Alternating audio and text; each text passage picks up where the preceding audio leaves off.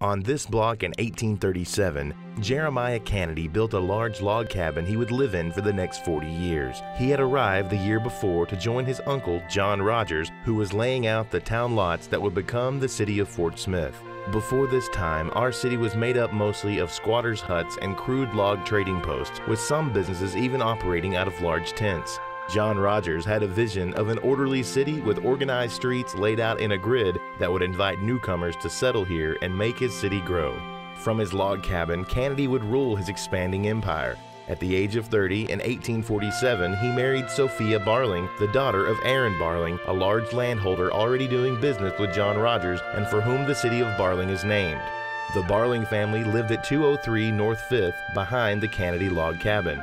Barling and Kennedy also owned large farms at Spring Hill, as the city of Barling was called then. In addition to being the sutler for the fort, meaning the civilian who sold non-military items, Kennedy built a blacksmith and wagon shop where Adelaide Hall stands today. With his uncle and father-in-law, he entered many new business ventures until the Civil War. Lieutenant Colonel Kennedy commanded the fort during the Confederate occupation.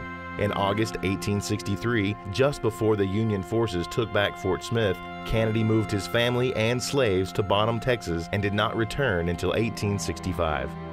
By the latter part of the 1870s, not only was age catching up to Uncle Jer and Aunt Sophie, but the business district was knocking on their door. There were better uses for the land the Kennedy cabin occupied, and so in 1877, Jer started selling the land around the cabin for the construction of commercial buildings. First, a wood frame building at the corner of North 5th and Garrison for Treese Brothers Tinware and Stoves, then two identical brick buildings for Guler and Bronoldi confectioneers and Hagelin and Pape general merchandisers. In all, 5 identical brick buildings were constructed east to the alley. During this time, the Kennedys moved to the Barling House at 5th and B Streets. At 3 a.m. September 12, 1883, fire was spotted coming from the roof in the vicinity of 509 Garrison, the businesses of John Vaughn and F.W. Boaz. Neighbors came from all directions when the church bells began to ring, the signal for fire in the night.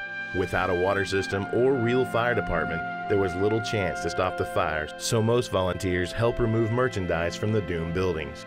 A small crew worked to tear down and blow up the wood frame building occupied by Pincus Berman at the corner of North 5th to keep the flames from spreading to the new building in the 400 block. Incidentally, the dynamite used to blow up the Treese Berman building also broke out most of the windows in downtown. When the sun came up, the lower portion of the 500 block was gone. The fire was stopped at the alley by the stone building of W.N. Ayers, nearly fireproofed with its windows covered with iron shutters. Today, the Ayers building is the second oldest building on the avenue, dating from 1869. By 1884, 6 identical brick buildings had been rebuilt, topped off with an elaborate custom galvanized iron cornice manufactured by August Reichert at his shop on Garrison Avenue.